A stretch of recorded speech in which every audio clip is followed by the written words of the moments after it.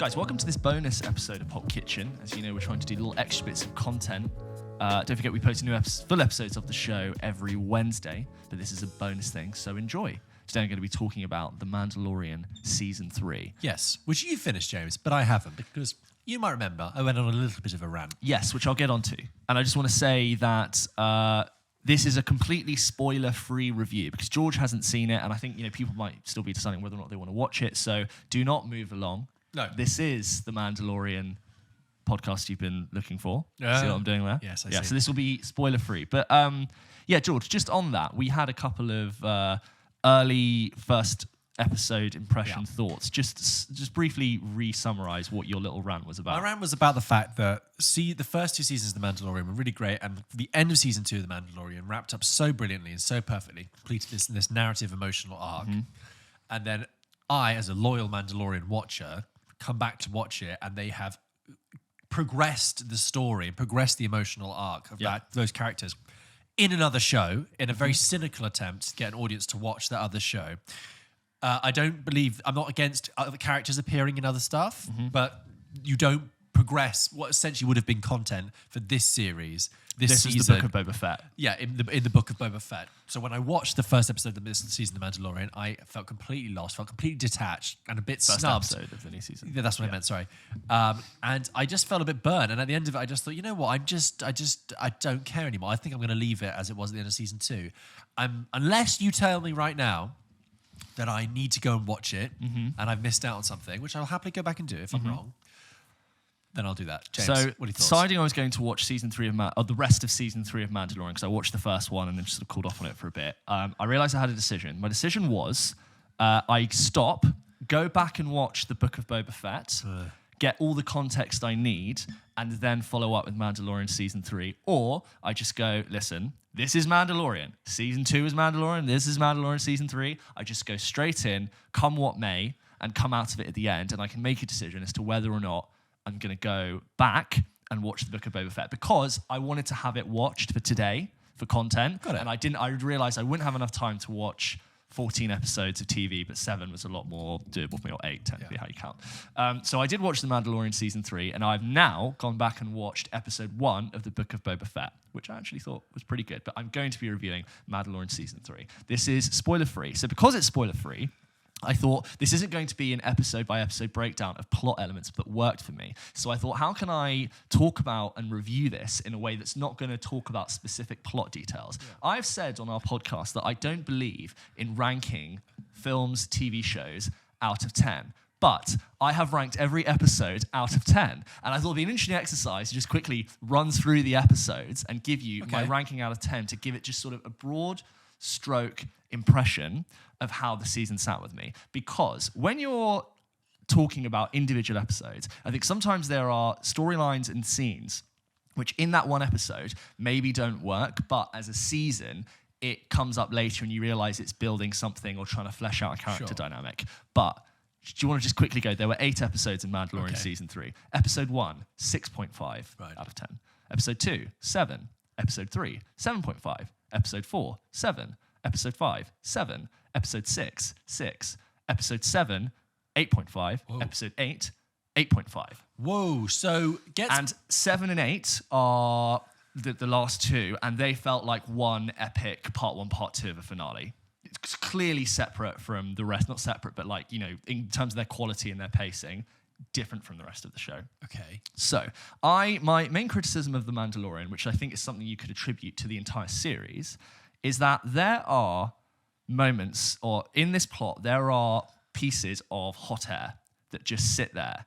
And I felt like, I've noticed this from the first 2 seasons, I can tell within 5 to 10 minutes of starting an episode of The Mandalorian what type of episode I'm about to get. Yeah.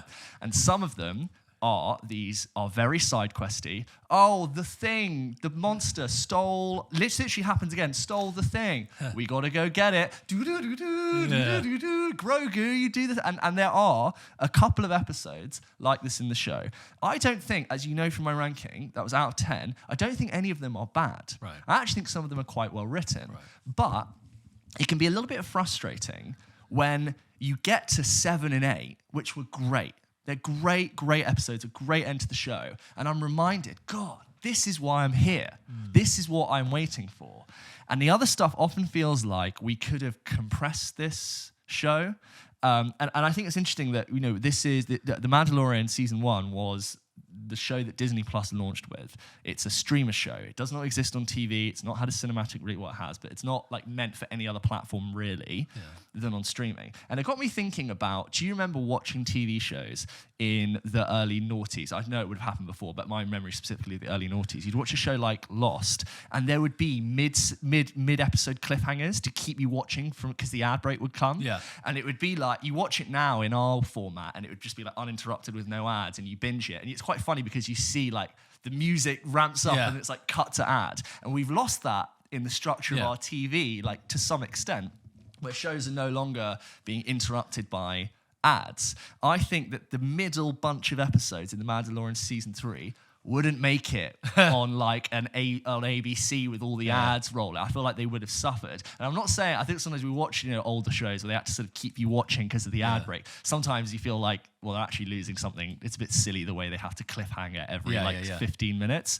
I'm looking at these and I'm going, well, maybe it could use a little bit of discipline and keeping me engaged, because I wonder if there were ad breaks in this, it wouldn't hold my attention. And I was trying to, as I'm watching it, I'm trying to dial in this mid-season lull that I think it has. Again, they're not bad episodes, but I'm like, this isn't what I'm tuning in for. What is it? And I look at it and I go, isn't this, first off, amazing that this show looks as good as a J.J. Abrams full feature, right? Yeah. It looks absolutely gorgeous. It's shot beautifully in anamorphic. The special effects, for the most of the time, are the top of their game. They've got on every single bell and whistle and the best person they could hire to do the job. And it's a privilege that we get to watch that as a TV show, like a Saturday morning cartoon. But as amazing as the dogfight sequences are, the battles and the blasters, the fights in the middle do not have stakes. Right. And that's where the show falls apart. That's the only criticism I have from it. Bring the battles in episodes 7 and 8, so many stakes. I'm loving it. I watched it on that TV, and for the last 2 episodes, I sat on the corner of my coffee table because I needed to like lean in and catch all the detail, and I couldn't bear to not like. The finale is fantastic. Wow.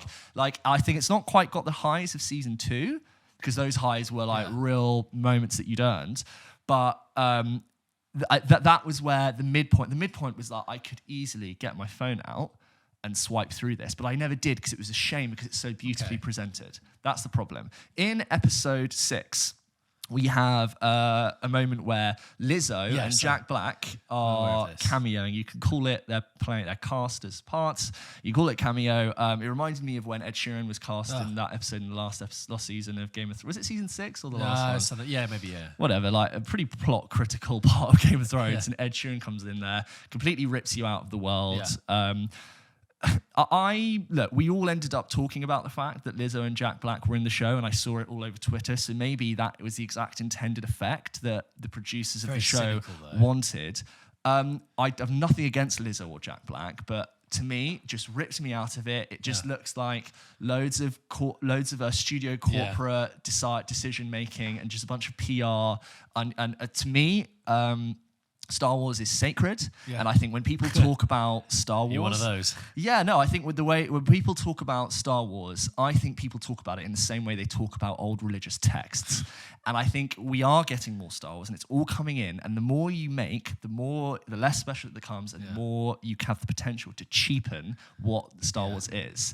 And what's funny is in that same episode is a cameo / casting with Christopher Lloyd from Back to the Future. Right, okay. And there's a scene where Lizzo and Jack Black are in it, and the next scene is with Christopher Lloyd. The Lizzo and Jack Black one felt like a cameo. Yeah. Christopher Lloyd felt like a part. Yes. It worked. And I was like, this is a great actor. I immediately noticed, it's Christopher Lloyd from Back to the Future. Yeah. But fantastic. He's really good. He's doing what Christopher Lloyd does great. Yeah. It's a nice little, fun nod. But he's not distracting. He doesn't lose it. I believe him immediately as a character in this universe. But they have roughly the same amount of screen time as Lizzo and Jack Black. So that kind of annoyed me a little bit. Coming into episode 7 and 8, I wrote fist bump. So many great fist bump moments. I mean this completely. I would love to have seen episode 7 and 8 in the cinema. Wow. They are the sequences in them are as good as anything that you would want to go and see in the cinema. The action is fantastic, and there was one action sequence which was like a John Wick